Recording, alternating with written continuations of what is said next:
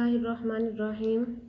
आज का जो हमारा टॉपिक है वो है relationship of biology to other sciences, यानी बायोलॉजी का दूसरी साइंसेस के साथ जो है कितना गहरा ताल्लुक़ है, क्या ताल्लुक़ है। तो सबसे पहले हम देखते हैं बायोफिज़िक्स को। बायो का मतलब होता है लाइफ, और फिज़िक्स का आपको पता है ये डील करती है विद मैटर एंड एनर्जी। तो बायोफिज़िक्स जो है इसको अब हम डिफ़ाइन करेंगे कि हम जो है बायोलॉजी की, जब हम बायोलॉजी का मुताला करते हैं तो उस पे फिज़िक्स के असूल कैसे अप्लाई करते हैं। तो study of principle of physics which are applicable to biological phenomena, यानी जब भी हम किसी भी बायोलॉजिकल फिनोमिनन को स्टडी करते हैं तो उस पे फ़िज़िक्स के असूल जो हैं लागू किए जाते हैं, यानी फ़िज़िक्स के असूलों को मद्देनज़र रखकर बायोलॉजिकल फिनोमिना को स्टडी किया जाता है। अब मैं आपको एक मिसाल के ज़रिए बताती हूँ कि किस तरह जो है बायोलॉजिकल फिनोमिना को जो है फ़िज़िक्स के असूलों को मद्देनज़र रख कर स्टडी किया जाता है।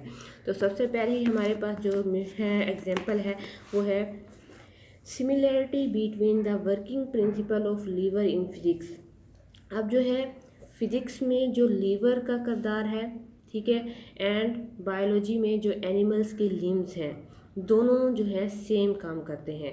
यानी similarity between the working principle of lever in physics, physics में लीवर की प्रिंसिपल और limbs of animal in biology, और बायोलॉजी में एनिमल्स के लिम्स का सेम काम है। इसी तरह अब देखें, ये तो हुआ फिज़िक्स का ताल्लुक़ हो गया बायोलॉजी के साथ, यानी बायोलॉजी के साथ जो है रिलेशनशिप है फिज़िक्स का। इसी तरह दूसरी एग्जांपल है the working principle of camera in physics. आप देखें कैमरा, फिज़िक्स में कैमरा के असूल and human eye in biology are same, और बायोलॉजी में जो ह्यूमन आई है उनके जो असूल हैं वो सेम है। इसी तरह ये बायोफिज़िक्स जो है एक दूसरे के साथ इंटर रिलेशनशिप करती हैं, यानी दो एक दूसरे के साथ जो है इंटर रिलेट करती हैं। तो इसी तरह जो है कैमरा, फिज़िक्स में कैमरा के असूल और बायोलॉजी में ह्यूमन आई के असूल जो हैं वो सेम है। नेक्स्ट हमारे पास है biochemistry. Bio mean life and chemistry mean chemical reaction, यानी लाइफ के अंदर जो केमिकल रिएक्शंस होते हैं उन्हें हम कहते हैं बायोकेमिस्ट्री। तो सबसे पहले बायोकेमिस्ट्री का कंसेप्ट जो है कब दिया गया।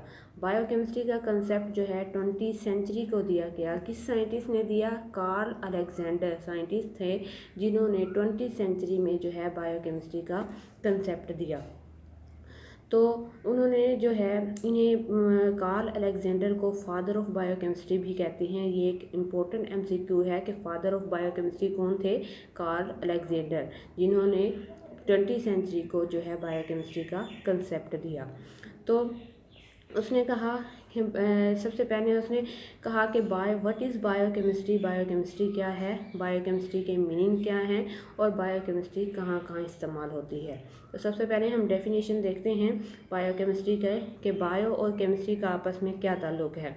अब देखो, हम बायोलॉजी में जो है ऑर्गेनिजम्स के जो है डिफरेंट ऑर्गन फंक्शंस और उसके स्ट्रक्चर्स को बयान करते हैं, लेकिन जो है केमिस्ट्री में क्या करते हैं कि हम जो लिविंग ऑर्गेनिज़म होते हैं, लिविंग ऑर्गेनिज़म के अंदर जो डिफरेंट केमिकल प्रोसेसेस होते हैं उनको जो है बयान करते हैं। तो इस तरह bio study of chemistry of different compounds and processes occurring in living organism, यानी हम जो है बायोकेमिस्ट्री में केमिस्ट्री के असूलों को मद्देनज़र रख के बायो का मुताला करते हैं। लिविंग ऑर्गेनिज़म में जो केमिकल रिएक्शंस हो रहे हैं, केमिकल कंपाउंड्स, केमिकल प्रोसेसेस हो रहे हैं, तो उनका मुताला जो है बायोकेमिस्ट्री कहलाता है। अब हम एक एग्जांपल के ज़रिए जो है देखते हैं कि बायोकेमिस्ट्री का जो है एग्जांपल क्या है। Study of basic metabolism of photosynthesis.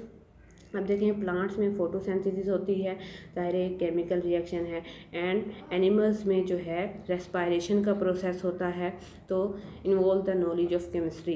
तो जो है study of basic metabolism of photosynthesis and respiration involves the knowledge of chemistry. तो फोटोसिंथेसिस जो है प्लांट्स के अंदर होती है, जो है ग्लूकोज 6 जो है ग्लूकोज बनता है और ग्लूकोज जो है प्लांट्स जो है लेते हैं। इसी तरह रेस्पायरेशन जो है प्लांट्स बदले में जो है ऑक्सीजन, फोटोसिंथेसिस में जो ऑक्सीजन बनती है एज अ बाई प्रोडक्ट, और वो ऑक्सीजन जो है रेस्पायरेशन में इस्तेमाल होती है। तो इस तरह जो है बायो और केमिस्ट्री का जो है आपस में बहुत ज़्यादा गहरा ताल्लुक है। इसके बाद जो है एक और एग्जांपल भी आपको बताती जाऊँ कि बायोकेमिस्ट्री में अगर कुछ मालिक्यूल हों, कुछ certain molecules react with energy molecule के साथ रिएक्ट करते हैं तो प्रोड्यूस करते हैं या मेक करते हैं एटीपी। अब वो एटीपी हमारे कहाँ इस्तेमाल होती है? एटीपी जो होती है muscle contract and produce movement. ATP जो है मसल को कॉन्ट्रैक्ट करती है एंड मूवमेंट प्रोड्यूस करती है। इसके अलावा इस्तेमाल क्या है बायोकेमिस्ट्री का? यूज़ ऑफ बायोकेमिस्ट्री जो है use of gene therapy to treat certain medical condition is an example of biochemistry. इसके बाद एमसीक्यू है इम्पोर्टेंट। मैंने पहले बताया है कि फादर ऑफ बायोकेमिस्ट्री कौन से हैं? कार्ल अलेक्जेंडर न्यूबर्ग, ठीक है, जिन्होंने 20वीं सेंचुरी में जो है बायोकेमिस्ट्री का कंसेप्ट दिया, जिनकी जो है डेट ऑफ बर्थ जो है 29 जुलाई 1877 एंड डेट ऑफ डेथ जो है 30 मई 1956 है। ये जो है एमसीक्यू के तौर पर आता है।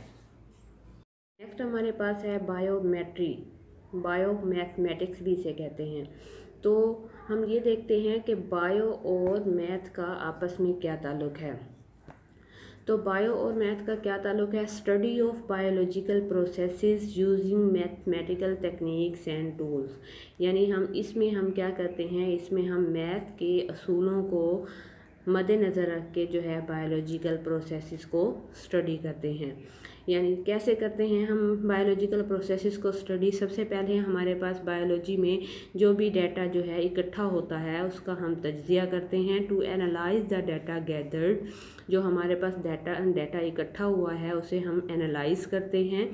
फिर जो है हम जो है एक्सपेरिमेंटल वर्क करते हैं, उस पर बार बार तजर्बात होते हैं। तो उसके बाद बहुत सारे तजर्बात होने के बाद जो है जब एक ही रिज़ल्ट आ जाता है तो वो हमारे पास जो है एक बायोलॉजिकल लॉ बन जाता है। तो biologist have to apply the rule of mathematics. इस तरह जो है हम मैथ को इस्तेमाल करके जो है कोई भी हमारे पास डाटा है हम उसे बायोलॉजिकल प्रोसेसेस में इस्तेमाल करते हैं। तो to analyse the data gathered after experimental work biologist have to apply the rule of mathematics. Next हमारे पास है बायो इकोनॉमिक्स। बायो और इकोनॉमिक्स का आपस में क्या ताल्लुक है?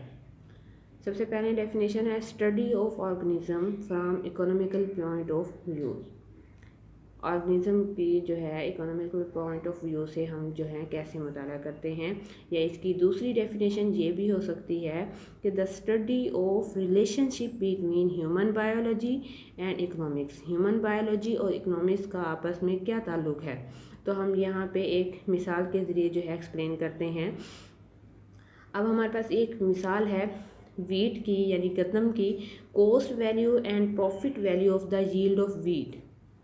यानी वीट गंदम की फसल पे जो कॉस्ट वैल्यू है एंड प्रॉफिट वैल्यू है हम उसे जो है बायो इकोनॉमिक्स के ज़रिए जो है डिटरमाइन कर सकते हैं। Can be calculated through bio economics and benefits and losses can be determined. इस तरह हम जो है बायो इकोनॉमिक्स को इस्तेमाल करके जो है बेनिफिट्स और लॉसेस जो है डिटरमाइन कर सकते हैं।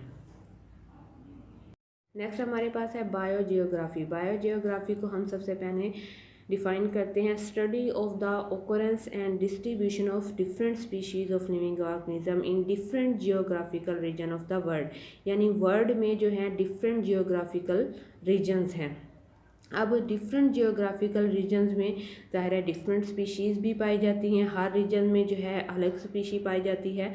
तो डिफरेंट स्पीशीज़ की जो ओकरेंस है और डिस्ट्रीब्यूशन है वो भी डिफरेंट है।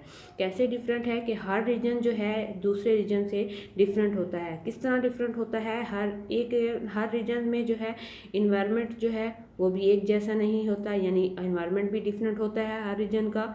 और कंपटीशन जो है एनिमल्स वहाँ कौन कौन से रहते हैं, कंपटीशन है फूड के लिहाज से, यानी हर रीजन जो है इन्वायरमेंट के लिहाज से, फूड के लिहाज से, कंपटीशन के लिहाज से दूसरे रीजन से डिफरेंट होता है। वो स्पीशी